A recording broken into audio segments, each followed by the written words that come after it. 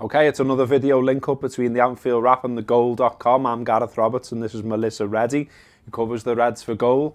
And we're having a chat today about Mohamed Salah, who right now, this very moment, is believed to be having his medical for Liverpool. So Mel, good signing, Salah? Excellent signing. I think in the current market, to get him for what will be around £35 million is impeccable business because valuations are skyrocketing all over the place for a player that's 25, stylistically perfect for Liverpool, delivers in the final third. His goal and assist numbers throughout his time in Serie A is ridiculous. Corrects weaknesses in the squad, will reduce the dependence on Sadio Mane for his pace and his status as a direct outlet. Also allows Liverpool more variation in their attack because they can switch him and Mane for when they want inside creation or when they want outside creation. So all in all, just really, really good business. I think like with Mane last summer, there will be naysayers in terms of, oh, Mane only did it for Southampton, Salah's only done it in Serie A, he's a Chelsea flop. But I think that doesn't take a look at his attributes and how his attributes would fit in at Liverpool.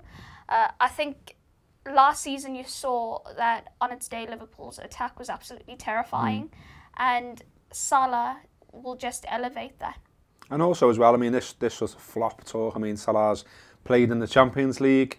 He's, in fact, scored goals against Chelsea, against Arsenal, against English opposition. So it's not like, the Premier League's going to become, a huge surprise to him. The top end of Serie A, which is where he was playing, where he posted the great figures, is there really that great difference between that and English football?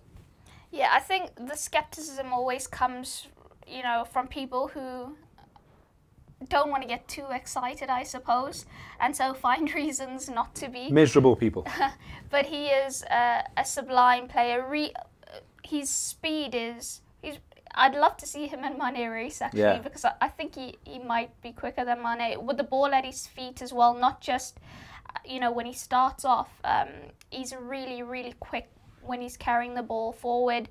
Doesn't particularly dribble as much as Mane does, but... contributes more key passes, very, very clever player, tireless as well. So when you think about everything Jurgen Klopp wants in a player, he ticks all the boxes, and it's no surprise that, nearly 4 years after Liverpool first looked at him and thought he's ideal for us, that sort of thinking has only been enhanced now. Yeah, so it looks like it's over the line, barring any last-minute problems. Don't want to tempt fate there, Liverpool. Just get it done, Reds. So elsewhere, there's been some reports today, Mel, about Alberto Moreno, who does look to be on his way out, one way or another, out of Liverpool. Pretty certain after the season he had, essentially getting no time on the pitch, that he'll be heading out somewhere. More a case of where that'll be and for how much. And just before we came in to record this video, some reports out there that Liverpool have turned down a bid from Napoli of around 11 million. Are you surprised by that? No, because Liverpool have been quite insistent and quite adamant that £15 million is their price for him. Now, we spoke about market value earlier, and currently prices are ridiculous. So they'll look at his age, his experience, not just in the Premier League and in La Liga, but in European competition, his attributes, the speed, and all the sort of things that clubs are looking for in an attacking modern fullback.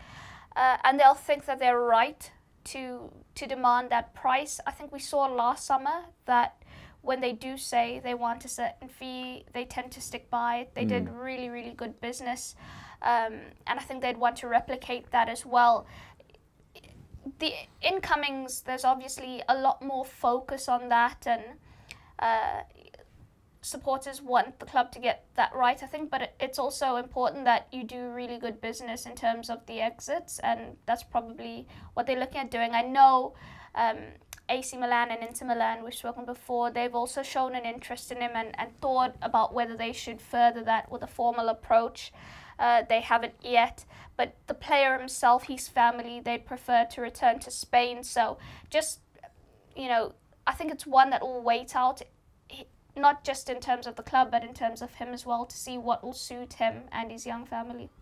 Yeah, so Liverpool maybe playing a bit of hardball there with other clubs, as other clubs have played hardball with Liverpool.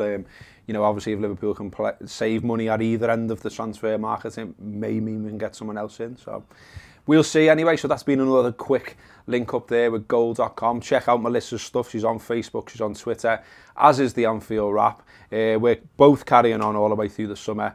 Hopefully we'll soon be talking about Liverpool's new big signing, Mohamed Salah.